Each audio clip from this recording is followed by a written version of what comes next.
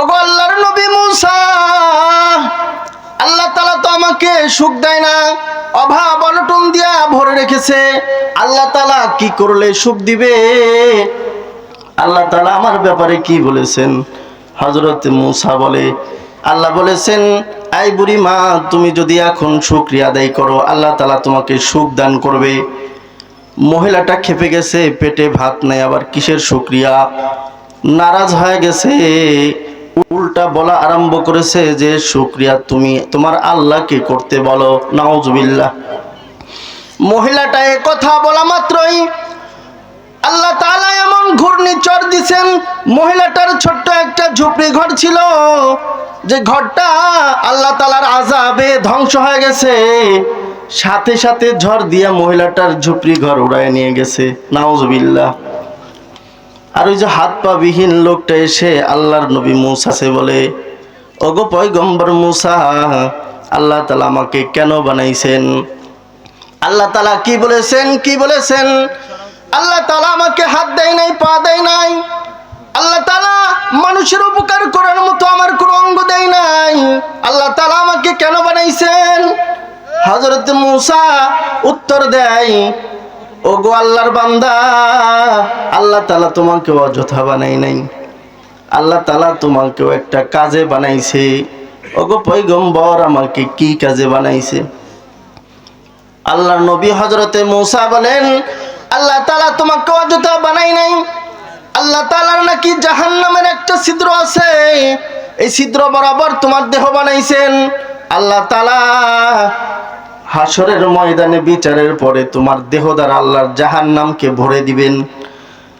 হযরতে উলামায়ে কেরাম কিতাবের মধ্যে লেখেন, লোকটা এ কথা শোনা মাত্রই শুকরিয়া আদায় করা আরম্ভ করছে, বলতেছে, আলহামদুলিল্লাহ, দুনিয়ার সব জিনিস বানাইছে আল্লাহ, দুনিয়ার কামে বানাইছে। আসমান বানাইছে, দুনিয়ার কাজে বানাইছে। জমিনটা বানাইলো আল্লাহ তাআলা, দুনিয়ার মানুষের উপকারের জন্য বানাইলো। আসমানের সূর্য বানাইছে, মানুষের উপকারের জন্য বানাইছে। আসমানের তারা, নক্ষত্র, গ্রহ, তারা যা বানাইছে সব মানুষের উপকারে বানাইলো। আমার হাত দেয় নাই আল্লাহ তাআলা, পা দেয় নাই, আমাকে এরপরেও আল্লাহ তাআলা অযথা বানাই নাই, আবার দুনিয়ার কামেও বানাই নাই। আমাকে আল্লাহ তাআলা আল্লাহর কামে বানাইছে। সুবহানাল্লাহ। লোকটা শুকরিয়া আদায় করা আরম্ভ করছে, বলতেছে, আলহামদুলিল্লাহ, আমি কোনো অযথা সৃষ্টির নাম না। আল্লাহ তাআলা আমাকে যথেষ্ট প্রয়োজনে বানিয়েছেন, আল্লাহ তাআলার প্রয়োজনে বানিয়েছেন। আমি বড় খুশি। আল্লাহর শুকরিয়া আদায় করা মাত্রই হাত পা বিহীন মানুষটাকে আল্লাহ তাআলা সাথে সাথে ওই অবস্থায় হাত পা দান করেছে। সুবহানাল্লাহ। আরো জোরে বলেন সুবহানাল্লাহ। আমাদের তো সামান্য একটা বিপদ মুসিবত আসলে আমাদের মুখে শুকরিয়া থাকে না। যদি বলা যায় কি অবস্থা, কয় ভালো না। কেন আলহামদুলিল্লাহ বলো না কেন? কয় জ্বর, ঠান্ডা, ব্যবসা ভালো না, কৃষি ফসল ভালো না, মুখ দিয়ে আর শুকরিয়া আসেও না। কিন্তু এই লোকটার কিন্তু হাত পা নাই। এই মুসলমান, আল্লাহ তাআলা তোমাকে হাত দিল, পা দিল, দেখার জন্য চোখ দিল। আল্লাহ তাআলার কতই না নিয়ামত আমাদেরকে আল্লাহ তাআলা দান করলেন। দিনে কয়বার আল্লাহর শুকরিয়া আদায় করি? কিন্তু যে ব্যক্তি শুকরিয়া বেশি আদায় করবে, হাসরের ময়দানে সে হাসতে হাসতে আল্লাহর জান্নাতে প্রবেশ করবে। সুবহানাল্লাহ। এজন্য শুকরিয়া আদায় বেশি করব তো ইনশাআল্লাহ। খুব বেশি শুকরিয়া আদায় করা। আপনাদের সামনে আমি সূরা কাহাফের আয়াত তেলাওয়াত করেছি। এই আয়াতকে সামনে রেখে কিছু কথা বলার ইচ্ছা পোষণ করেছি। আল্লাহ তাআলা কিছু উপকারী কথা বলার তৌফিক দান করেন, বলেন আমিন।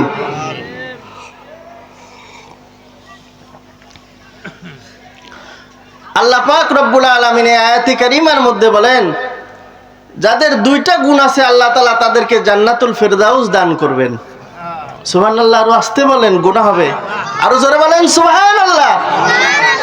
জান্নাতুল ফেরদাউস দান করবেন, এমন জান্নাত যেটা জান্নাতের সাইয়্যিদুজ জান্নাত, জান্নাতের মধ্যে যেটা সবচেয়ে বড় জান্নাত। সবচেয়ে বড় জান্নাতের মালিক বানাবে কয় গুণের মানুষকে? জোরে বলেন, কয় গুণ? দুই গুণের মানুষ। আল্লাহ বলেন ইন্নাল্লাযীনা আমানু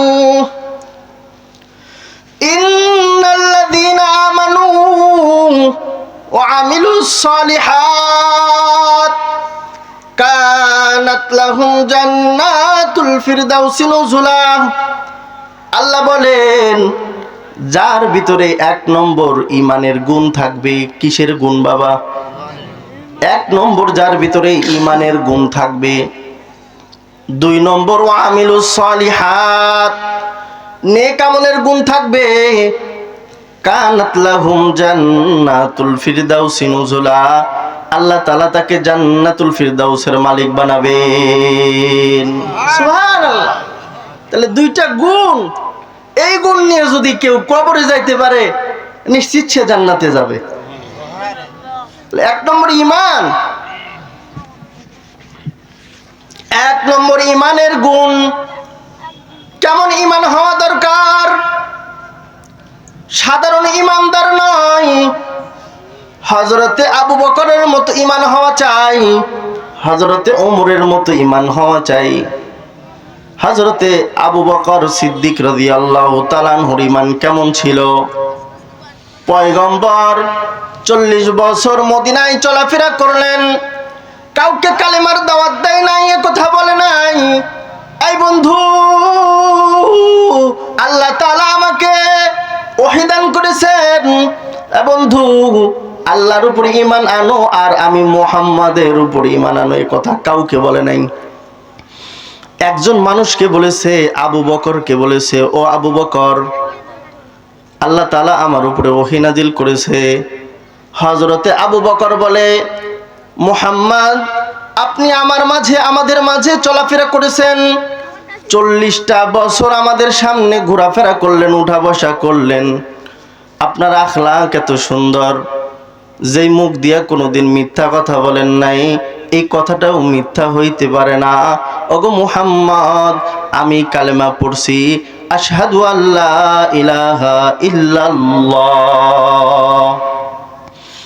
এক কথায় বিশ্বাস করে ফেলেছে। হযরতে আবু বকর কালেমার উপর অটল ছিলেন। এমন কালেমাওয়ালা হইতে হবে, এমন কালেমাওয়ালা হইতে হবে, এমন ঈমানদার হইতে হবে যে ঈমানের মধ্যে যারা পরিমাণ শিরিক থাকবে না। ঈমানও আছে আবার শিরিকও আছে, ওই ব্যক্তি কিন্তু জান্নাতে যাবে না।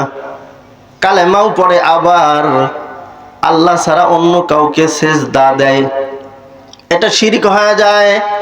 আল্লাহর পছন্দের, আল্লাহ তাআলা সেজদার উপযুক্ত আল্লাহর এই গুণটা যদি দুনিয়ার কোনো আসবাবকে দেয় তাহলে এটা আল্লাহর সাথে শিরিক হয়ে যায়। আল্লাহ একমাত্র সেজদা পাওয়ার উপযুক্ত। যদি কোনো বান্দা পাহাড়কে সেজদা করে তাহলে পাহাড়ের সাথে শিরিক হয়ে যায়, যদি গাছকে সেজদা করে তাহলে গাছের সাথে শিরিক হয়ে যায়, যদি আগুনকে সিজদা করে তো আগুনের সাথে শিরিক হয়ে যায়, যদি কোনো মানুষকে সিজদা করে তাহলে আল্লাহর সাথে মানুষের শিরিক হয়ে যায়। এমন মুশরিক ব্যক্তি কিন্তু আল্লাহর জান্নাতে প্রবেশ করবে না। ঠিক কি না বলেন? এজন্য আল্লাহ তাআলার সাথে শিরিক করা যাবে না। ঈমানদার হইতে হবে, খাঁটি ঈমানওয়ালা হইতে হবে, 1 নম্বর গুণ। 2 নম্বর গুণ ও আমিলুস সালিহাত, নেক আমল করতে হবে। নেক আমল কাকে বলা হয়? নামাজ পড়ার নাম নেক আমল, হজ করার নাম নেক আমল, যাকাত দেওয়ার নাম নেক আমল, রোজা করার নাম নেক আমল, যত ভালো কাজ আছে সব করার নাম নেক আমল। শুধু ভালো করাটার নামই নেক আমল বিষয়টি এমন নয়, গুনাহকে ছেড়ে দেওয়ার নামও নেক আমল। এজন্য আমাদের আমল আছে কিন্তু গুনাহ ছাড়ার অভ্যাস নাই। সাহাবাই কেরাম কিন্তু কোনো গুনার কাছেও যেত না। ঠিক কি না বলেন? আমাদের তো ইবাদত আছে, 5 বেলার নামাজ আছে, কিন্তু এখনো মুখ থেকে মিথ্যা কথা যায় নাই। ঠিক কি না বলেন? আমরা চোখ দিয়ে দেখে দেখে কোরআন পড়ি, আবার এই চোখ দিয়ে গুনাহ করি, কান দিয়ে ওয়াজ মাহফিল শুনি, আবার এই কান দিয়ে জারি গান শুনি। ঠিক কিনা বলেন? আওয়াজ দিয়ে বলেন ঠিক কিনা? মুখ দিয়ে আমরা আল্লাহর ভালো ভালো কথা বলি, আবার এই মুখ দিয়ে মানুষকে কষ্ট দেই। কিতাবের মধ্যে আছে কেউ যদি এই জবান দিয়ে একটা মানুষকে কষ্ট দেয় তাহলে কেমন যেন সে খানায় কাবা ভাঙার গুনাহ তার আমলনামায় উঠায় নিল। নাউজুবিল্লাহ। খবর আছে আমাদের, আমরা মানুষকে জবান দিয়ে হরদম মিথ্যা কথা বলতেছি, মানুষকে কষ্ট দিতেছি, কিন্তু একটা মানুষের হৃদয় এটা কাবার চাইতেও দামি।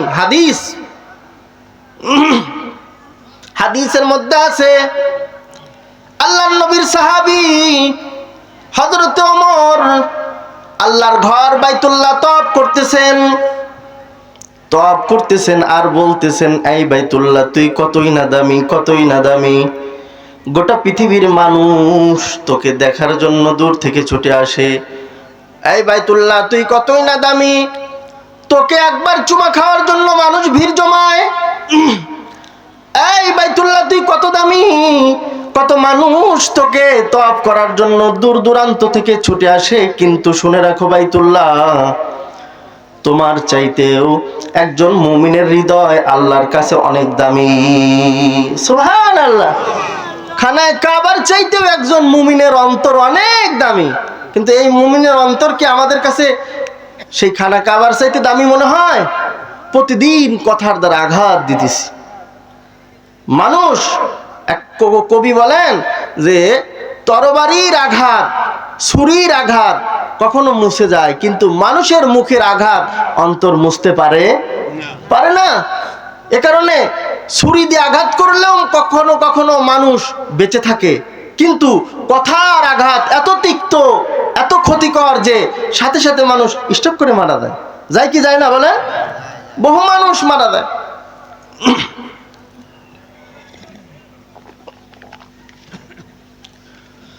তাহলে 2 নম্বর আমল হলো নেক আমল করব। কার তরিকায় নেক আমল করব? ইমাম সাহেবের তরিকায় নাকি পীর সাহেবের তরিকায় নাকি অন্য কোনো তরিকায় নয়, মদিনাওয়ালার তরিকায়। ঠিক কিনা বলেন?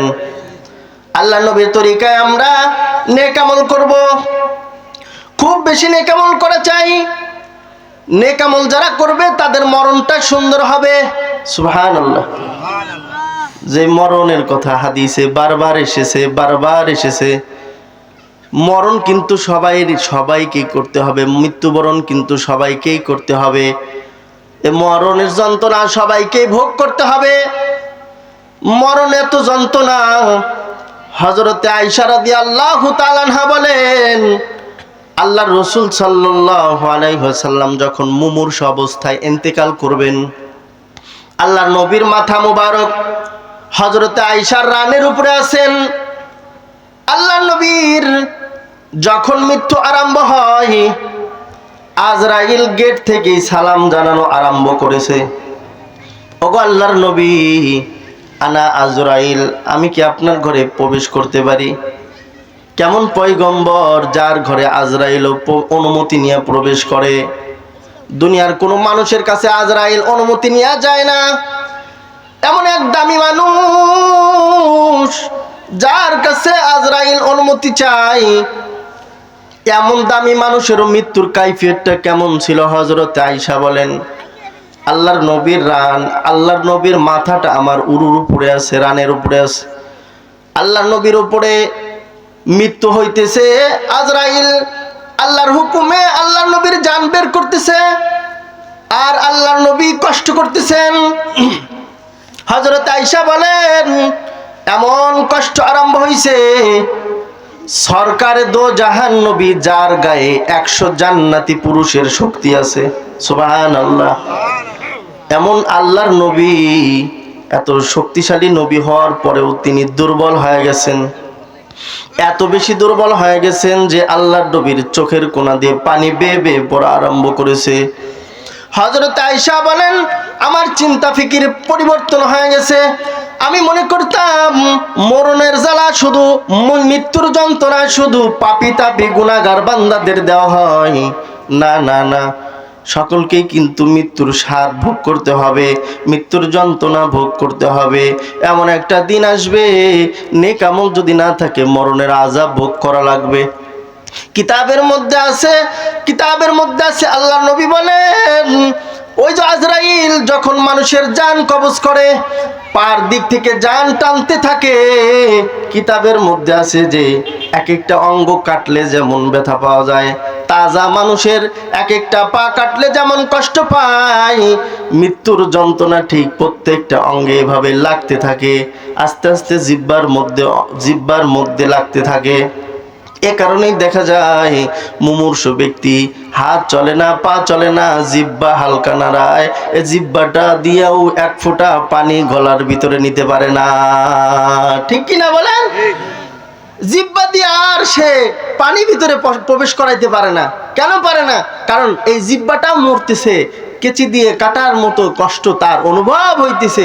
এ কারণে আমাদের জীবনে বহু দেখেছি যে মুমূর্ষু অবস্থায় কত মানুষ বিছানায় পেশাব করে দেয়, পায়খানা করে দেয়, কত যন্ত্রণা করে, মুখ বাঁকা হয়ে যায়, চোখ উপড়ে যায়। কেন হয়? কারণ মরণের জ্বালা, মরণের জ্বালা বড় কঠিন। ওই যে হযরত ঈসা আলাইহিস সালাতু ওয়াস সালাম, আল্লাহ তাআলার কুদরতিতে হযরত নূহ আলাইহিস সালামের এক কবরবাসীর সাথে সাক্ষাৎ করায় দিছে। হযরত ঈসা আলাইহিস সালাম হযরত নূহ আলাইহিস সালামের জামানার লোকটাকে জিজ্ঞাসা করে, এই ভাই, দুনিয়াতে কতদিন তুমি হায়াত পেয়েছিলে? বলে, আমি 450 বছর হায়াত পেয়েছিলাম। আমি তো জানি হযরত নূহের জামানার কোনো মানুষের দাড়ি মুছ পাকে না, কিন্তু তোমার তো ভিন্ন কিছু দেখতেছি, যে তোমার দাড়ি মুছ পেকে গেল। কেন গেল? 450 বছরে কেন দাড়ি মুছ পেকে গেল? কয়, ওগো আল্লাহর নবী ঈসা, শুনে নাও, মরণের কষ্টে কষ্টে এমনভাবে মৃত্যু হয় যে মৃত্যুর কষ্টে আমার দাড়ি মুছ পেকে গেছে। কিতাবের মধ্যে আছে হযরত ইব্রাহিম বলে, ওগো আল্লাহ, মরণের কি কষ্ট এটাই আমি একটু দেখতে চাই। আল্লাহ তাআলা বলেন, মৃত্যু ছাড়াই মরণের কষ্ট কিন্তু অনুভব করা যাবে না। হযরত ইব্রাহিম বলে, তাহলে মৃত্যু দরকার নাই, আজরাইল মানুষের জান কিভাবে কবজ করে এটা আমি একটু দেখতে চাই। গুনাহগার পাপী নাফরমান বান্দাদের জান কিভাবে কবজ করা হয় এটা আমি একটু দেখতে চাই। হযরত ইব্রাহিমের দোয়া কবুল করা হয়। আল্লাহ তাআলা হযরত ইব্রাহিমের দোয়া কবুল করে আজরাইলকে সামনে পাঠায় দেয়। মুমূর্ষু ব্যক্তির মতো হযরত ইব্রাহিম আলাইহিস সালামকে বানায় দেয়। হযরত ইব্রাহিম আলাইহিস সালাম দাঁড়ায় থাকেন। এ পর্যায়ে আজরাইল এসে বলে, এই যে আমি রেডি, তাকা দেখেন, ও খলিলুল্লাহ, তাকা দেখেন, আমি এই সুরতে এসে মানুষের জান কবজ করি। তাকানো মাত্রই হযরত ইব্রাহিম খলিলুল্লাহ জমিনে পড়ে গেলেন, জ্ঞান হারায় ফেললেন। একটু পরে হুঁশ ফিরলে বলে, ওগো আল্লাহ, মরণের আযাব দেওয়ার দরকার নাই, মৃত্যুর পরে জান্নাত জাহান্নামের কথা দূরের কথা, নাফরমান বান্দাদের জন্য আগুনে জ্বালানোর দরকার নাই। শুধুমাত্র আজরাইলের এই বিভৎস চেহারাটা দেখলেই একজন নাফরমান বান্দার জন্য আযাবের জন্য যথেষ্ট। নাউজুবিল্লাহ। এইরকম ভাবে মৃত্যুর যন্ত্রণা দিয়ে দিয়ে দিয়ে দিয়ে একজন নাফরমান বান্দার ভিতর থেকে জান বের করে নেবে। এজন্য নেক আমল করা দরকার, আছে না নাই? আরো জোরে বলেন, আছে না নাই? খুব বেশি নেক আমল করব। যদি কেউ নেক আমল করে তাহলে তার কবরটা সুন্দর, আর যদি কেউ নেক আমল না করে তাহলে তার কবরটা কিন্তু আযাবের ঘর। ক্বালান নবী সাল্লাল্লাহু আলাইহি ওয়াসাল্লাম, ইন্নামাল কবরু রাউযাতুম মিন রিয়াজিল জান্নাতি আও হুফরাতুম মিন হুফারিন নার। কবরটা কারোর জন্য জান্নাতের ঘর, কারোর জন্য জাহান্নামের ঘর। যদি আমল ভালো থাকে তো কবরটা জান্নাতের বাগান, আর যদি আমল ভালো না থাকে, আল্লাহর নবী বলেন, এই কবরটাই তোমার জাহান্নামের ঘর। ওই যে হযরত আবু বকর সিদ্দিক রাদিয়াল্লাহু তাআলা আনহু রাত্রে বেলায় মদিনার মসজিদে দাঁড়ায় নামাজ পড়ে। আল্লাহর নবী ঘুমের ঘরে আওয়াজ পাইতেছেন, কে যেন মসজিদে নববীতে এসে মসজিদের মধ্যে দাঁড়ায় নামাজ পড়ে, আবার দাঁড়ায় কান্না করে। আল্লাহ নবী ঘর থেকে বের হয়ে মসজিদে নববীতে প্রবেশ করলেন। যা দেখে হযরত আবু বকর দাঁড়ায় নামাজ পড়ে, সাধারণ কোনো সাহাবী নয়, যার ব্যাপারে আল্লাহ তাআলা দুনিয়ায় থাকা অবস্থায় জান্নাতের সার্টিফিকেট দিয়েছেন, এমন একজন সাহাবী দাঁড়ায় নামাজ পড়তেছেন, আবার চোখের পানি ঝরাইতেছেন। আল্লাহ তাআলার নবী, আল্লাহর নবী ডাক দিয়ে বলেন, আবু বকর, এত রাত্রে ঘুম বাদ দিয়া নামাজে দাঁড়ায় আবার কান্না করো কেন? হযরত আবু বকর বলে, ওগো আল্লাহর নবী, জিন্দেগিতে বহু আমল করেছি, কিন্তু জানি না আমল কবুল হয়েছে কিনা, জানি না কোন আমলটা কবুল হয়েছে। আমার ভয় হয় আল্লাহ যদি আমার আমল কবুল না করে, তাহলে শুনেছি কবর নাকি ভয়ঙ্কর, কবর আযাব দেওয়া আরম্ভ করে দিবে। আমার ভয় হয় আপনি বলেছেন কবরের দুই পাশের মাটি চাপ দেওয়া আরম্ভ করবে। ওগো আল্লাহর নবী, শুনেছি দুই পাজরের হাড়, এক হাতের আঙ্গুল আর এক হাতের মধ্যে যেভাবে প্রবেশ করে ওইভাবে প্রবেশ করা আরম্ভ করবে। নাফরমান বান্দাদের কবরটা কিন্তু ভয়ানক হবে। কিতাবের মধ্যে আছে, আত্মীয় স্বজনেরা যখন তাকে কবরে নামায় রেখে চলে যাবে, 40 কদম যাওয়ার পরেই ফেরেশতারা দাঁড়াবে, এসে সওয়াল জবাব আরম্ভ করবে। যদি সওয়াল জবাবের উত্তর দিতে না পারে, যদি ফেরেশতার প্রশ্নের উত্তর না দিতে পারে, আযাবের ফেরেশতারা তাকে ধাওয়া করবে। আযাবের ফেরেশতারা তার পায়ে শিকল লাগায় দিবে, কবরের মধ্যে আগুন লাগায় দিবে, কবরের মধ্যে সাপ বিচ্ছু লাগায় দিবে। কিতাবের মধ্যে আছে, আল্লাহর নবী বলেন, একটা নয়, দুইটা নয়, 99টা সাপ এমন কবর আছে আমাদের সামনে, যেই কবরের মাটি চাপ দেওয়া আরম্ভ করবে, 99টা সাপ ছেড়ে দেওয়া হবে, চতুর্দিক থেকে আগুন জ্বালায় দেওয়া হবে। নাফরমান বান্দারা ছোটাছুটি আরম্ভ করবে, নাফরমান বান্দারা একভাবে কান্না আরম্ভ করবে, আর বলতে থাকবে, হায় আফসোস, যদি একটু নেক আমল করে কবরে আসতে পারতাম। নাফরমান বান্দারা এভাবে আফসোস করতে থাকবে আর বলতে থাকবে, আফসোস, আজকের এই আগুন আমার কর্মের কারণে, আজকের এই সাপ আমার কর্মের কারণে। আল্লাহ নবী সাল্লাল্লাহু আলাইহি ওয়াসাল্লাম বলেন, এক একটা সাপের ছোবল, এক একটা সাপ যখন কামড় দিবে, টানা 70 বছরে এক সাপের ছোবলের যন্ত্রণা থাকবে, কামড়াইতে থাকবে, কামড়াইতে থাকবে। হযরত ইসরাফিল আমিন বাঁশিতে ফু দিয়া দিবে, দাফনকৃত মানুষদেরকে ধরে ধরে দাঁড় করায় দেওয়া হবে। আসমানের তারাগুলো খসে খসে পড়া আরম্ভ করবে, পাহাড়গুলো তুলার ন্যায় উঠতে থাকবে, জমিন চৌচির হয়ে যাবে। আল্লাহ তাআলা সিংহাসনে বসবেন, আল্লাহ তাআলা বিচার করবেন, আল্লাহ তাআলা বিচার করবেন। পাহাড়ে ফার যাएंगे, पहाड़े फार जाएंगे, जमी पर जलजला होगा, पहाड़े फार जाएंगे, जमी पर जलजला होगा, मोहम्मद तख्त पर होगा, अदालत पर खुदा होगा, मोहम्मद तख्त पर होगा, अदालत पर खुदा होगा। আল্লাহ তাআলা হাসর কায়েম করবেন।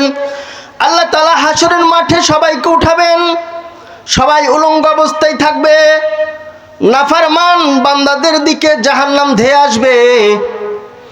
আল্লাহ তাআলা বলবেন, এই ফেরেশতারা জাহান্নামে শিকল লাগায় দাও। 70,000 শিকল লাগানো হবে, 70,000 ফেরেশতা শিকল টেনে ধরে রাখতে পারবে না। জাহান্নাম দৌড়ায় আসবে, জাহান্নাম দৌড়ায় আসবে, নাফরমান বান্দাদের দিকে আসবে।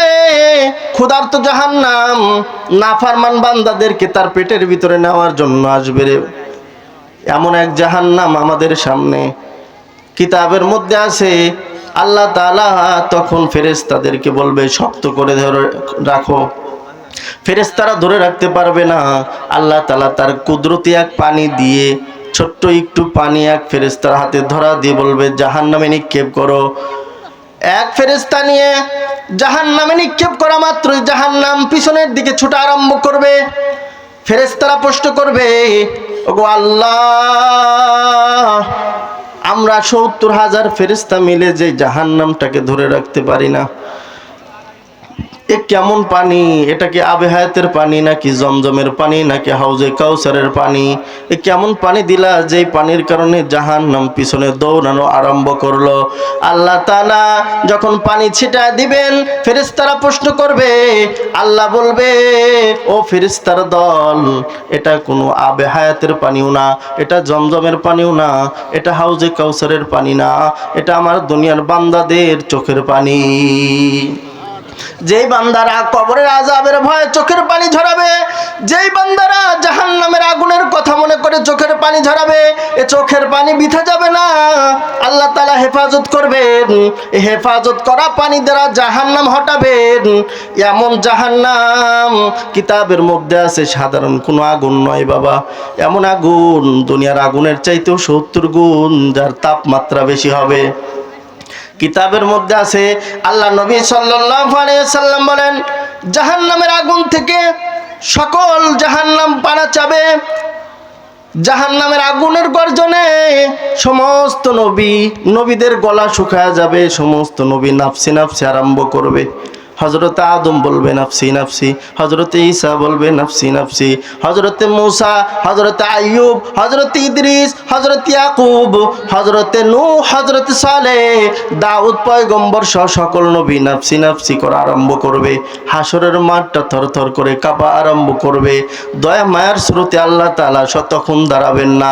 রহমান নাম নিয়ে দাঁড়াবেন না, গফফার নাম নিয়ে দাঁড়াবেন না, রহিম নাম নিয়ে দাঁড়াবেন না। আল্লাহ তাআলার একটা নাম আছে, কহার নাম নিয়ে সিংহাসনে বসবেন, ইনসাফের বিচার করবেন। প্রত্যেকের গলার মধ্যে তার আমলনামা ঝুলায় দেওয়া হবে। প্রত্যেকেই নিজের আমলনামাগুলো দেখে দেখে পড়া আরম্ভ করবে। কিতাবের মধ্যে আছে, আল্লাহ বলেন মালি হাযাল কিতাব, যে জাহান্নামীরা বলতে থাকবে মালি হাযাল কিতাব, এটা কেমন কিতাব, লা ইউগাদিরু সাগীরাতাও ওয়ালা কাবীরাতান ইল্লা আহসাহা, যেই কিতাবের মধ্যে আমাদের ছোট্ট থেকে ছোট্ট গুনাহ ছাড়ে নাই। কোথায় কোথায় গুনাহ করেছি সব লেখা আছে। বন্ধুর সাথে গুনাহ করেছি সে কথাটাও লেখা আছে। ঘরের দরজা বন্ধ করে গুনাহ করেছি সেটাও লেখা আছে। নির্জনে গুনাহ করেছি সেটাও লেখা আছে। এমন কোন গুনাহ ছাড়ে নাই। বন্ধু, যে গফফার সে যে সাত্তারুল উয়ুব, আমার আপনার গুনাহ গোপন রাখলেন, ওই দিন কিন্তু গুনাহ প্রকাশ করে দিবেন। কেমনে গুনাহ নিয়ে কবরে যাও রে বান্দা, একটু খেয়াল করো। মরণের ফিকির কি হয় না? কিতাবের মধ্যে আছে, আল্লাহর নবী বলেন বিচার আরম্ভ হয়ে যাবে। চতুর্দিকে নাফসির আওয়াজ। আল্লাহর নবী সাল্লাল্লাহু আলাইহি ওয়াসাল্লাম সিজদায় লুটে পড়বেন। চতুর্দিকে যখন নাফসির আওয়াজ থাকবে, তখন এক পাশ থেকে আওয়াজ আসবে, উম্মতি উম্মতি। সকল নবী নাফসি নাফসি করতে থাকবে। আল্লাহর নবী সাল্লাল্লাহু আলাইহি ওয়াসাল্লাম নাফসি নাফসি করা আরম্ভ, ইয়া উম্মতি বলা আরম্ভ করবেন। সকল উম্মত হতাশ হয়ে যাবেন। আল্লাহর নবী সাল্লাল্লাহু আলাইহি ওয়াসাল্লাম চোখের পানি ঝরাবেন। আল্লাহ তাআলা বলবেন, বন্ধু, দুনিয়ায় থাকা অবস্থায় তোমার সাথে আমি ওয়াদা করেছিলাম, তোমাকে আমি রাজি করাবো, তোমাকে আমি খুশি করাবো, হাসরের ময়দানে তোমাকে আমি বেজার করাবো না। বলো না বন্ধু, মাথাটা উঠাও। সারা জীবন যেই উম্মতের জন্য কান্না করলা, ওই উম্মতের জন্য আজকে হাসরের মাঠে আমি তোমাকে কান্না করতে দেব না। বলো বন্ধু, কি চাই, কি দাবি, মাথাটা উঠাও। আল্লাহ নবী বলবেন, আমার পাগল উম্মত, যে উম্মত এই কোনায় বসে, এই মাহফিলে বসে একবার দরুদ পাঠ করলো, যে উম্মত আমি নবীকে পাই নাই, এরপরেও সুন্নত হারাই নাই, এরপরেও সুন্নতের উপরে চললো, আমি নবীকে দেখে নাই, এরপরেও মুখে দাড়ি রাখলো, আমি নবীকে দেখে নাই, এরপরেও লম্বা জামা গায়ে দিল, সুন্নত তরিকায় জীবন যাপন করলো, আমি আমার ওই উম্মতকে জাহান্নামে যাইতে দেব না। আমার একটা উম্মতকেও আল্লাহ তুমি জাহান্নামে দিবে না। তুমি বলেছো আমাকে রাজি করাইবা, আমাকে খুশি করাইবা। ওগো আল্লাহ, আমার প্রত্যেকটা উম্মতকে তুমি জান্নাতি বানায় দাও। আল্লাহু আকবার। আল্লাহর নবী যখনই দাবি করবে, আল্লাহ তাআলা তার দাবিকে কবুল করবেন। সুবহানাল্লাহ। আরো জোরে বলেন সুবহানাল্লাহ। আল্লাহ তাআলা দাবি কবুল করবেন। আল্লাহ নবী সাল্লাল্লাহু আলাইহি ওয়াসাল্লাম হাউজে কাউসারের পাশে বসবেন, ছোট্ট একটা পেয়ালা নিয়ে তার পাগল উম্মতদেরকে হাউজে কাউসারের পানি পান করাবেন, এক এক করে জান্নাতে পাঠাইতে থাকবেন, পানি পান করাবেন, জান্নাতে পাঠাইতে থাকবেন। হাদিসের মধ্যে আছে, দূর দিয়ে তাকায় দেখবেন একজন উম্মতকে দুইজন ফেরেশতা জাহান্নামের শিকল লাগায়া জাহান্নামের দিকে টেনে নেওয়া যায়, নিয়ে যায়। আল্লাহর নবী সাল্লাল্লাহু আলাইহি ওয়াসাল্লাম পেয়ালা ছেড়ে দৌড় দিবেন আর বলবেন, এই ফেরেশতা ভাইরা দাঁড়াও, তাকে নিয়ে যাও, আপনার উম্মতকে নিয়ে যাই। কেন নিয়ে যাও? আমার উম্মতের কি গুনাহ আছে নাকি? কয় হ্যাঁ, এই উম্মতটার বহু গুনাহ রয়েছে, গুনার পাল্লা ভারী হয়ে গেছে, নেকির পাল্লায় ওজন হয় নাই, নেকির পাল্লা খালি, গুনার পাল্লা ভারী হয়ে গেছে, এই জন্য জাহান্নামে টেনে নিয়ে যাই। কেমন পয়গম্বর আমরা পাইলাম, আমরা চিনি না। আল্লাহ রসুল সাল্লাল্লাহু আলাইহি ওয়াসাল্লাম দুইজন ফেরেশতাকে থামায় দিবে আর বলতে থাকবে, আমার সামনে আবার ওজন দাও, আমার সামনে আবার মিজানের পাল্লায় আবার ওজন দাও, আমি দেখব আমার উম্মতের গুনাহ বেশি না নেক বেশি। আল্লাহ নবীর সুপারিশ কবুল করে আবার মিজানের পাল্লায় ছুটে যাবে। দুইজন ফেরেশতা আবার মিজানের পাল্লায় আমল মাপ দেওয়া আরম্ভ করবে, দেখবে যে বাস্তবে গুনাহের পাল্লা ভারী হয়ে গেছে। আল্লাহ নবী সাল্লাল্লাহু আলাইহি ওয়াসাল্লাম সাথে সাথে নেকামলের পাল্লার উপরে পা রাখবেন, সাথে সাথে নেকামলের পাল্লাটা ভারী হয়ে যাবে, জাহান্নামের হাত করাও হাত থেকে ছুটে যাবে, জাহান্নামের ফেরেশতারাও জাহান্নামে চলে যাবে। উম্মতকে আল্লাহর নবী হাউজে কাউসারের পানি পান করায়া আল্লাহর জান্নাতে প্রবেশ করবে। আল্লাহু আকবার, আরো জোরে বলেন আল্লাহু আকবার। এমন নবী আমরা পাইছি, আর এই নবীকে মোহাব্বত আমরা করি না। যেই নবীর উম্মত হওয়ার জন্য নবীরা পর্যন্ত দরখাস্ত করছেন, কিতাবের মধ্যে আছে, যদিও কৌল জয়ীফ, কিন্তু কিতাবে আছে যে হযরতে মুসা আলাইহিস সালাতু ওয়াস সালাম আল্লাহর কাছে দরখাস্ত করেছিলেন, আল্লাহ এই মুহাম্মাদের উম্মত যদি হইতে পারতাম তাহলে কতই না খুশ নসিব হইতো, হাউজে কাউসারের পানি পান করে আগে আগে জান্নাতে যাইতে পারতাম। সুবহানাল্লাহ, আরো জোরে বলেন সুবহানাল্লাহ। ওই নবীর উম্মত আমরা, এজন্য নেক আমল আমাদের দরকার আছে না নাই বলেন? খুব বেশি নেক আমল করব। 5 বেলার নামাজ হলো সবচেয়ে বড় নেক আমল। ওয়াক্ত মতো নামাজ পড়া, নামাজ পড়লে আল্লাহ তাআলা রিজিক বাড়ায় দেয়। সুবহানাল্লাহ। কেউ যদি নামাজ পড়ে তাহলে তার কবরের আযাব মাফ হয়ে যায়। আরো জোরে বলেন সুবহানাল্লাহ। ইন্নাস সালাতা তানহা আনিল ফাহশাই ওয়াল মুনকার, ইন্নাস সালাতা তানহা আনিল ফাহশাই ওয়াল মুনকার। যে ব্যক্তি 5 বেলা নামাজ পড়বে সে গুনাহ থেকে বেঁচে থাকতে পারবে, আল্লাহ তাআলা তার থেকে গুনাহ সরায় রাখবেন। যে ব্যক্তি নামাজ পড়বে তার জন্য স্পেশাল অফার হলো যে হাউজে কাউসারের পানি পান করায় আল্লাহর জান্নাতে প্রবেশ করবে। সুবহানাল্লাহ। আমাদের এই বড় আমলটাই তো নাই। আসল নেক আমল হলো 5 বেলার নামাজ। আমাদের নামাজ নাই, আমাদের আছে বদ আমল। পর্দার আড়ালের মা বোনেরা, মাইকের আওয়াজ যায়, কত বদ আমল আমরা সারাদিন করি। জবানের হেফাজত নাই, স্বামীর খেদমত নাই, মা বাবার খেদমত নাই, শ্বশুর শাশুড়ির খেদমত নাই, শ্বশুর শাশুড়ির সাথে নাফরমানি, স্বামীর সাথে নাফরমানি, স্বামীর সাথে নাফরমানি, সন্তানদেরকে মানুষের মতো মানুষ বানাইতে পারি না। গুনাহ করলে খুশি হই, সন্তানদের কখনোই নামাজের কথা বলি না, কিন্তু প্রাইভেট না পড়লে ধমক দেই, নামাজ না পড়লে ধমক দেই না। ঠিক কিনা বলেন? কি করব আমরা এই হায়াতটাকে দিয়ে? জাহান্নাম ছাড়ার উপায় নাই। মনটাকে একটু বুঝাও, কবরের মাটি সত্য, কবরের মাটি বড় সত্য। আল্লাহর নবী বলেন, কবর বলতে থাকে আমি একাকিত্বের ঘর, আমি আগুনের ঘর, আমি আযাবের ঘর, আমি কিন্তু বড় আযাবের ঘর, আমি বড় কঠিন ঘর। এই কবরে কোনো পরিচয় চলবে না, চলবে শুধু আমল। ঠিক কিনা বলেন? শুধু আমল চলবে, এখানে কোনো পরিচয় চলবে না। এজন্য ওই যে হযরতে ফাতেমা রাদিয়াল্লাহু তাআলা আনহাকে কবর রেখে আবু যর গিফারি বলছিলেন, ওই কবর, জানো তোমার ভিতরে কার রাখতেছি? যে জান্নাতের সর্দারিনী, তাকে তোমার ভিতরে রাখতেছি। হাসান হুসাইনের মা যে সাইয়্যিদা শাবাবি আহলিল জান্নাহ, জান্নাতের যুবকদের সর্দারের মা, তোমার ভিতরে রাখতেছি। আল্লাহর রাসূলের মেয়ে তোমার ভিতরে রাখতেছি, সাবধান বেয়াদবি করবি না। কবর বলে আমি হাসানের মাকেও চিনি না, আমি মুহাম্মাদের মেয়েকেও চিনি না, আমি জান্নাতের সর্দানিকেও চিনি না, আমি শুধু চিনি আমল আমল আমল। এজন্য আমল ছাড়া উপায় নাই। বেশি বেশি নেক আমল করা, গুনাহ থেকে বিরত থাকা, বেশি বেশি নেক পরিবেশে যাওয়া, নিজেদেরকেও নেকের উপরে উঠানো, নিজের সন্তানদেরকেও নেক কাজ শেখানো, নিজের সন্তানদেরকেও নেক আমল শেখানো। পারবো তো ইনশাআল্লাহ? বলেন ইনশাআল্লাহ।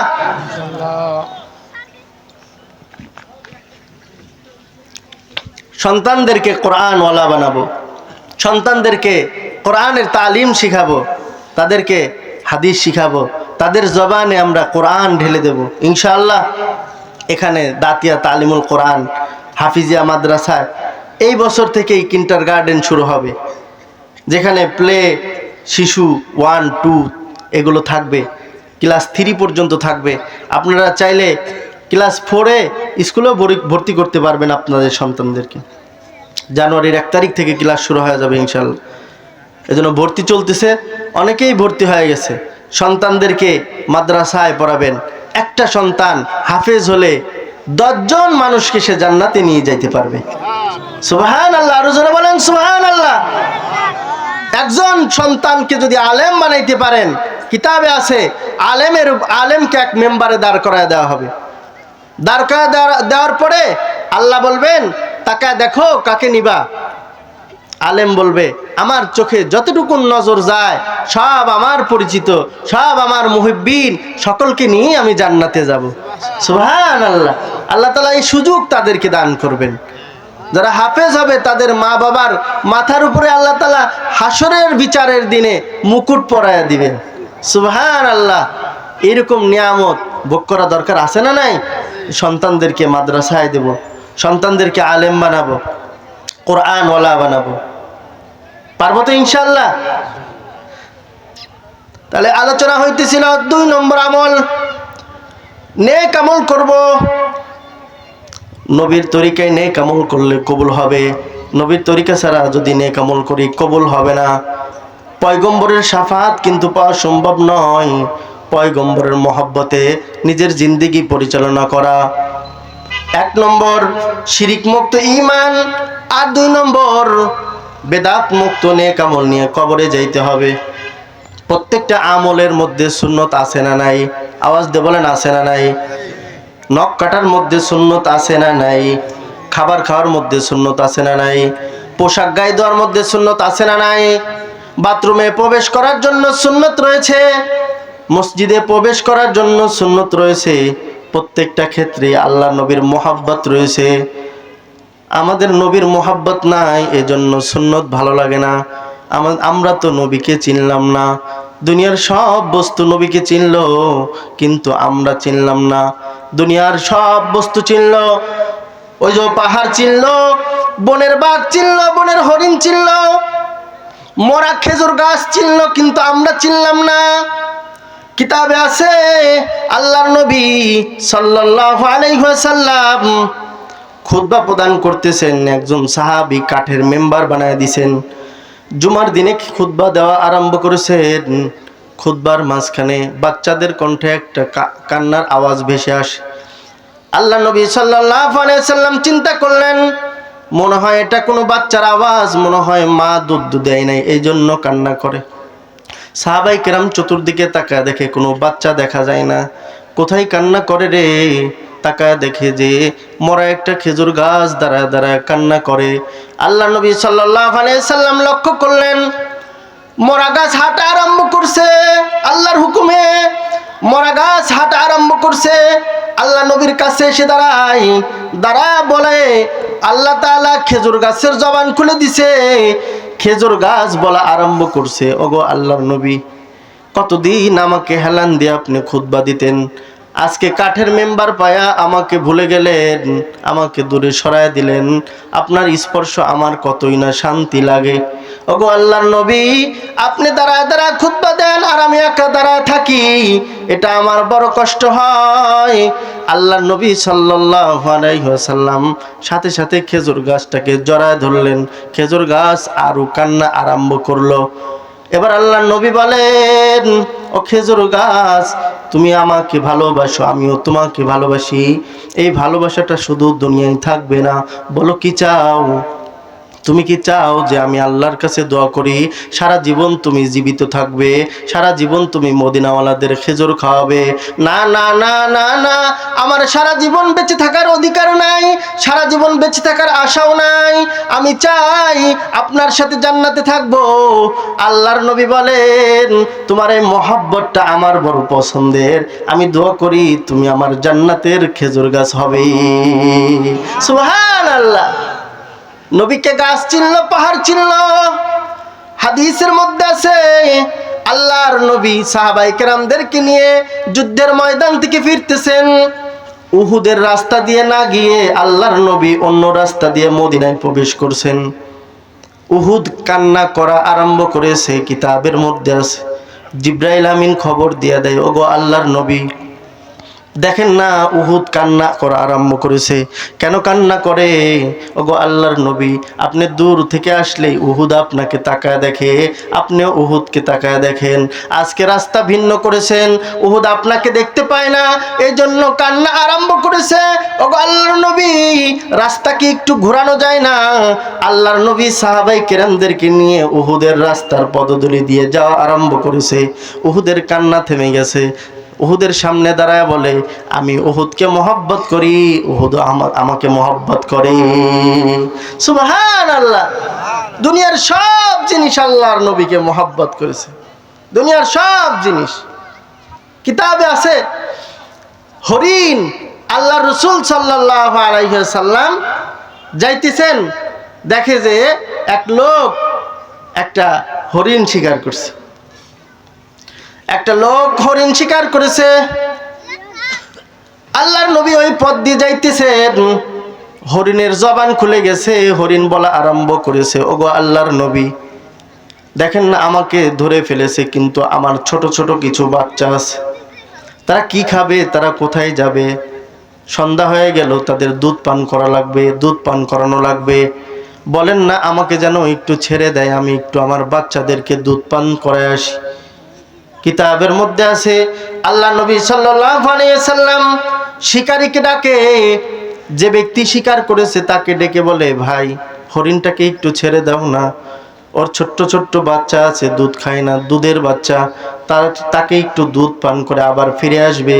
ওগো আল্লাহর নবী, এটা কোনো কথা হইল নাকি? এই হরিণ যদি বনে ছেড়ে দেওয়া যায় আবার কি ফিরে আসবে নাকি? কয় হ্যাঁ হ্যাঁ, দিয়ে দেখো আমার মহব্বতে সে ফিরে আসবে। লোকটা আল্লাহর নবীর কথায় হরিণ ছেড়ে দিছে, আর মনে মনে রাগান্বিত হইতেছে, পয়গম্বরের কথা মানলাম, সারাদিনের শিকারটা হাতছাড়া হয়ে গেল, এই হরিণ আর কোনোদিন ফিরবে না, বাচ্চাদেরকেও দুধ পান করায় ফিরবে না। সন্ধ্যা পর্যন্ত অপেক্ষা করা আরম্ভ করছে।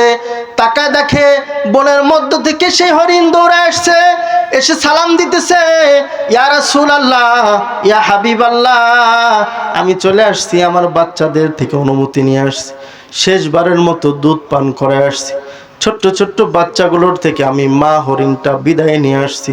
ওগো আল্লাহর নবী, আমার বাচ্চাগুলো আমাকে ছাড়তে চায় না, তাদের বিদায় দিতে আমার একটু কষ্ট হয়েছে, এজন্য আমার একটু দেরি হয়ে গেল। আল্লাহর নবীর দৃশ্য দেখে লোকটা আশ্চর্য হয়ে গেছে।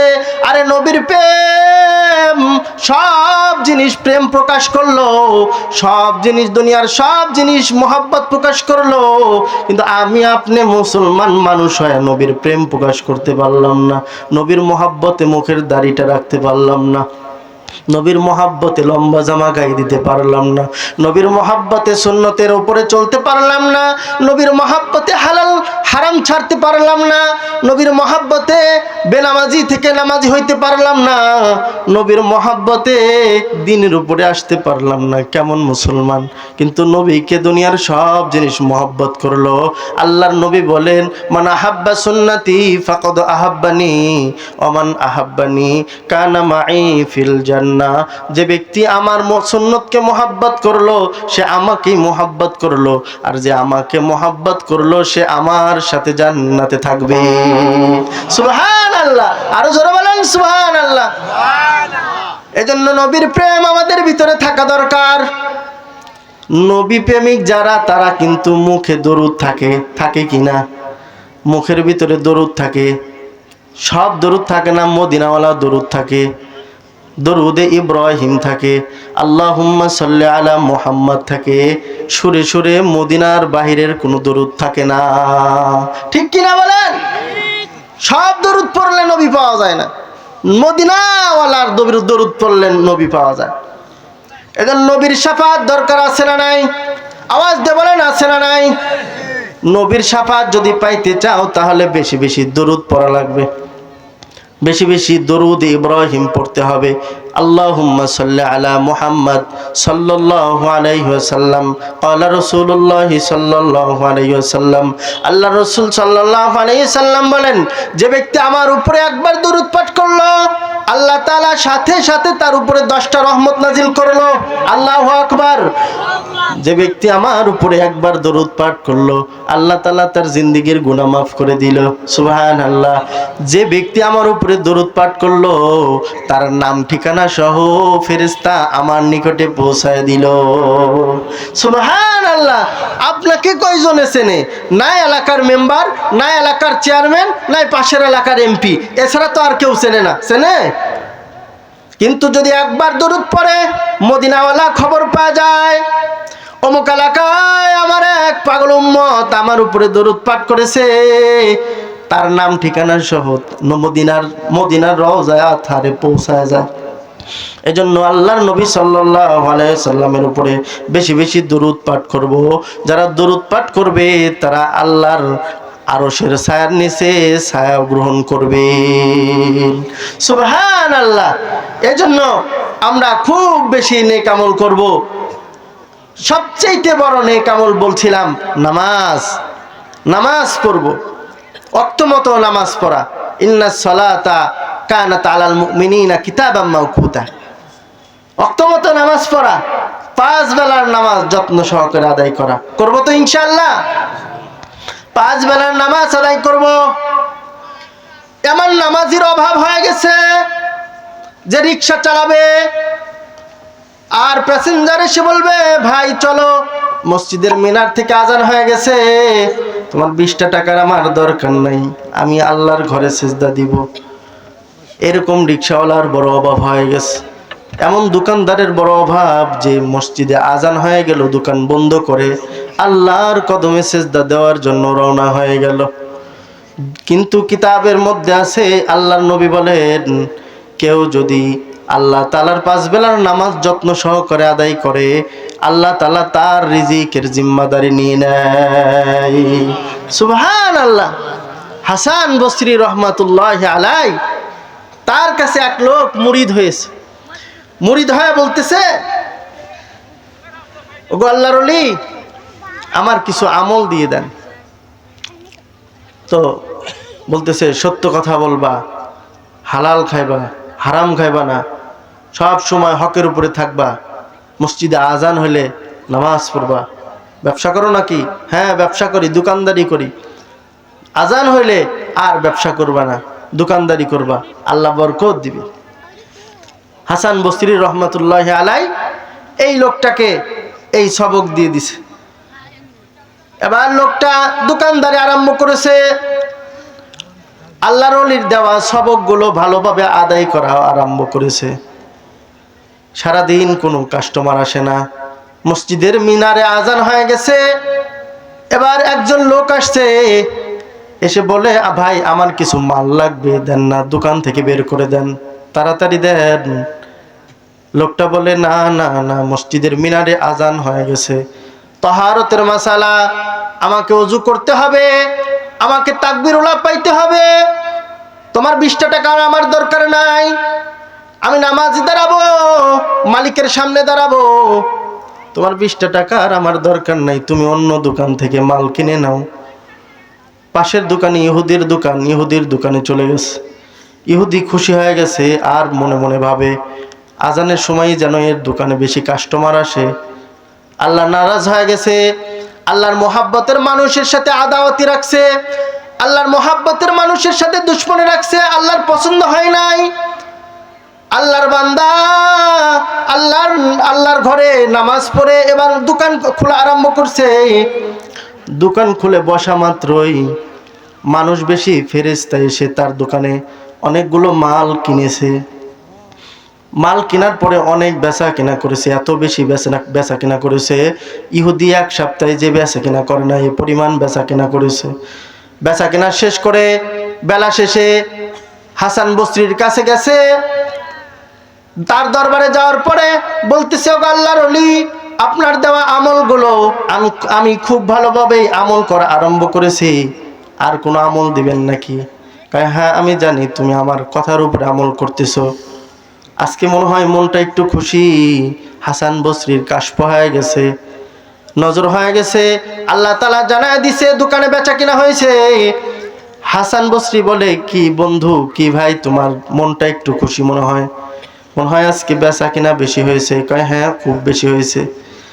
কয়, আরে পাগল, তুমি যে দোকান বন্ধ করে আল্লাহর ঘরে সেজদা দিতে যাও, আল্লাহর কাছে এটা বড় পছন্দের হয়েছে, কাস্টমার তারা দিছো, আল্লাহ তাআলা ফেরেশতা পাঠায় দিছে, মানুষ বেশি ফেরেশতা পাঠায়া তোমার দোকানের মাল বিক্রয় করাইছে, তুমি ইহুদির দোকানের চাইতেও বেশি লাভবান হয়েছো। এটা তোমার কারিশমা না, এটা পাঁচ বেলা নামাজের হেফাজতের কারিশমা। আল্লাহু আকবার। এটা তোমার কারিশমা না, এটা আমারও কারিশমা না। তুমি যে 5 বেলার নামাজ হেফাজত করো, এজন্য আল্লাহ পছন্দ করে, আল্লাহ তাআলা তোমাকে এরকম লাভ দিতেছে, হেফাজত করতেছে। 1 নম্বর নামাজ আদায় করব। নেক আমলের কথা চলতেছিল, 1 নম্বর কি করব বলেন তো দেখি? নামাজ আদায় করব, 5 বেলার নামাজ আদায় করব। কেমন মুসলমান যে ফজরের নামাজ বছর চলে যায় এরপরেও তুমি ফজরের নামাজ পড়লা না? কেমন মুসলমান 1 বছরে একদিনও ফজরের নামাজে দাঁড়াইলা না? কিন্তু কিতাবের মধ্যে আছে, আল্লাহর নবী বলেন, ফজরের নামাজ যারা পড়বে না তাদের নামটা মুনাফিকের খাতায় লেখা হয়। কিন্তু কেমন মুসলমান, নিজে মুসলমান দাবি করলা কিন্তু 5 বেলার নামাজে শরীক হইলা না। আল্লাহ তাআলা নামাজকে সাধারণ ইবাদত হিসাবে দেন নাই। দুনিয়ার সব ইবাদত আল্লাহ তাআলা জিবরাইল আমিনের মাধ্যমে জমিনে পাঠায়া দিয়েছেন, কিন্তু শুধুমাত্র নামাজকে আল্লাহ তাআলা জমিনে পাঠায়া দেয় নাই, তার বন্ধুকে আসমানে নিয়ে হাতে ধরায় দিয়েছে। সুবহানাল্লাহ।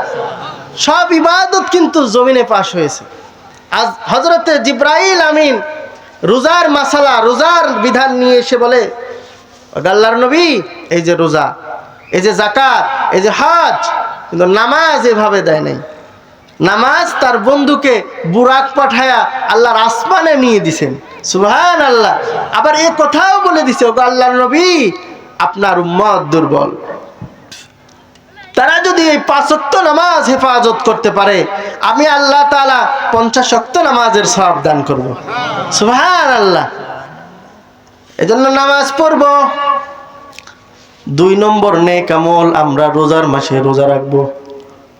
পর্দার আড়ালের মা বোনেরা, মাইকের আওয়াজ কানে যায়, কত রোজা কাজা থেকে গেছে, করব করে করি না। জাহান্নাম কি মানো না তুমি? জাহান্নামের আগুন কি ভয় হয় না? জাহান্নামের আগুন বড় কঠিন। যারা রোজা ছাড়বে তাদের জন্য কিতাবে আছে, আল্লাহর নবী বলেন, তাদেরকে উল্টা করে ঝুলায়া আগুনে পোড়াবে। সাধারণ কোনো আগুন নয়, জাহান্নামের আগুন বড় কঠিন। বেনামাজিদেরকে জাহান্নামে সাধারণভাবে শাস্তি দেওয়া হবে না। আল্লাহর নবী বলেন, জাহান্নামের ফেরেশতারা তাকে হাত পা বেঁধে জাহান্নামের আগুনের ভিতরে ফেলবে, জাহান্নাম তাকে পুরানো আরম্ভ করবে, জাহান্নামের শাস্তি আরম্ভ হয়ে যাবে, জাহান্নামের ফেরেশতারা তাকে মারধর আরম্ভ করবে, সাপ বিচ্ছুগুলা তাকে কামড়ানো আরম্ভ করবে। জাহান্নামের শাস্তি যখন শুরু হয়ে যাবে, জাহান্নামের আসামিগুলা তখন হতাশ হয়ে যাবে, আফসোস করতে থাকবে আর বলতে থাকবে, হায় রে, যদি ইমামদের কথা শুনতাম, যদি আলেমদের কথা শুনতাম, যদি আল্লাহর কথা শুনে কবরে আসতাম, তাহলে হয়তো জাহান্নামী হইতাম না, আজকে জাহান্নামী হয়ে গেলাম। এই আযাব কেমনে সহ্য করব, হতাশ হয়ে যাবে, পেরেশানি হয়ে যাবে, দুর্বল হয়ে যাবে, এরপরেও মরবে না। আল্লাহ তাআলা তাদেরকে মৃত্যু দিবে না। জাহান্নামের শাস্তি ভোগ করতে করতে যখন ক্লান্ত হয়ে যাবে, তখন জাহান্নামের ফেরেশতারা তাকে উঠে দাঁড় করায় দিবে, আবার জাহান্নামের শাস্তি দেওয়া আরম্ভ করবে। চতুর্দিক থেকে আযাব আসতে থাকবে, ক্লান্ত হয়ে যাবে, ক্ষুধার্ত হয়ে যাবে, তারা খাবার চাইতে থাকবে। তখন তাদেরকে একটা ফল দেওয়া হবে, তার নাম হলো জাক্কুম। জাক্কুম এমন একটা ফলের নাম যার গায়ে কাটা, যার ভিতরে বিষে ভরা।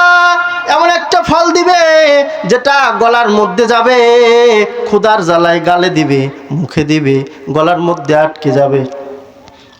পানি চাবে, গলার মধ্যে আটকে গেলে যেমন আমরা পানি দিয়ে ছাড়ানোর চেষ্টা করি, পানি চাওয়া আরম্ভ করবে, তাদেরকে পানি দেওয়া হবে। এমন গরম পানি দেওয়া হবে, এমন পেয়ালা ভর্তি গরম পানি দেওয়া হবে, দুনিয়ার গরম নয়, 70 গুণ বেশি তাপমাত্রার গরম পানি দেওয়া হবে। জাহান্নামের পাত্রের মধ্যে গরম পানি দেওয়া হবে। তারা এই গরম পাত্রটাকে ছেড়ে দিবে না, মনে করবে এই পানিটা পান করলেই মনে হয় আমার ফলটা গলা থেকে নেমে যাবে। এই পানির মধ্যে মুখ দেওয়া আরম্ভ করবে। হাদিস সাক্ষী দেয়, যখন মুখ দিবে, গরমের কারণে নিজের মুখের চামড়াগুলো ঝলসে ওই পাত্রের মধ্যে পড়বে। হায়রে, তারপরেও পাত্র ছেড়ে দিবে না, এই গরম পানিটুকু সে পান করবে। পান করা মাত্রই তার ভিতর থেকে নাড়ি ভুড়ি গলে পিছনের রাস্তা দিয়ে বের হয়ে যাবে। এরপরেও শাস্তি থামানো হবে না, আবার উঠে দাঁড় করা দেওয়া হবে। তারা চিল্লাইতে থাকবে, ওগো আল্লাহ, আমরা আর সহ্য করতে পারি না। ওগো আল্লাহ, আল্লাহ তাদের কথা শুনবে না, তাদের আওয়াজ আল্লাহর কানে পৌঁছবে না। এবার কি করবে? জাহান্নামের প্রহরীদেরকে ডাকা আরম্ভ করবে। কোথায় রে জাহান্নামের প্রহরীরা, এদিকে আসো, আল্লাহকে একটু ডাকো না, আমাদের শাস্তিটাকে একটু কমায় দিতে বলো। প্রহরীরা বলবে আমাদের কোনো ক্ষমতা নাই। প্রহরীরা বড় কঠোর হৃদয়ের হবে, তাদের ভিতরে কোনো দয়া মায়া থাকবে না। বলবে মালিক ফেরেশতা দাঁড়ায় আছে, তাকে ডাকো। মালিক ফেরেশতাকে ডাকা হবে, জাহান্নামের দারোয়ান মালিককে ডাকা হবে। মালিক বলবে কিতাবে আছে, জাহান্নামীরা ডাক দিবে। জাহান্নামের একটা ডাক 1000 বছর পর্যন্ত ডাকতে থাকবে, ডাকতে থাকবে। এরপরে মালিক ফেরেশতা বলবে কি বলো বলো। তখন জাহান্নামীরা বলতে থাকবে, ও মালিক ফেরেশতা, ও মালিক ভাই, আল্লাহকে একটু বলো না, আল্লাহ যেন আমাদেরকে মৃত্যু দিয়ে দেয়। আমরা আর সহ্য করতে পারি না, আমরা আর জাহান্নামের আগুন সহ্য করতে পারি না, জাহান্নামের কষ্ট আর সহ্য হয় না। ওগো মালিক, আল্লাহকে বলো। আল্লাহকে ডাক দিবে, আল্লাহ সাথে সাথে তাদের কথা শুনবে না, 1000 বছর পর্যন্ত দেরি করবে। আল্লাহ তাআলা জাহান্নামীদের আওয়াজ 1000 বছর পর শুনবে। আল্লাহ তাআলা বলবে, কিরে নাফরমান, আমাদেরকে আজকে ডাকো কেন? আমাকে কেন ডাকো?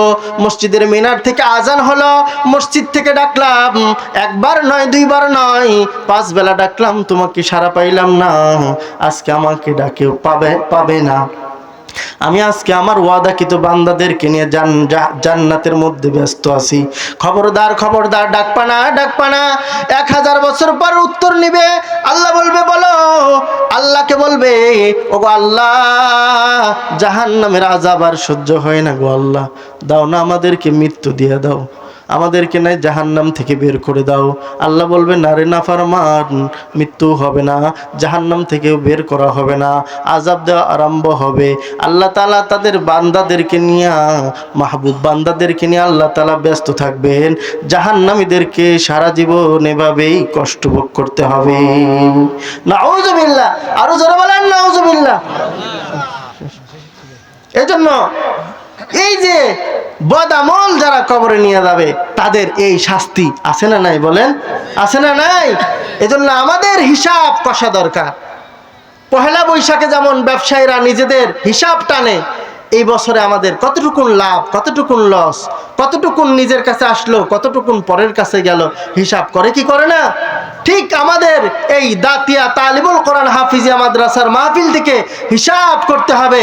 আল্লাহ যে 50 বছরের হায়াত দিয়েছিলেন, এই হায়াতে নেকির আমল বেশি না বদের আমল বেশি? নেকির পাল্লা বেশি না বদের পাল্লা বেশি? ভারী, এটা আমাদের হিসাব করতে হবে। কালকেই যদি মরণ এসে যায়, আমার ঠিকানা কোথায় হবে? এই ফিকির আল্লাহ তাআলা আমাদেরকে দান করেন, বলেন আমিন। আরো জোরে বলেন আমিন। দুইটা বিষয়ের উপরে আলোচনা হয়েছে। কয়টা বিষয়? 1 নম্বর ঈমান, 2 নম্বর নেক আমল। আল্লাহ তাআলা এই 2 গুণ নিয়ে জান্নাতুল ফিরদাউসের মালিক হওয়ার তৌফিক দান করেন, বলেন আমিন। আরো জোরে বলেন আমিন। আখিরি দাওয়ানা আলহামদুলিল্লাহি রাব্বিল আলামিন।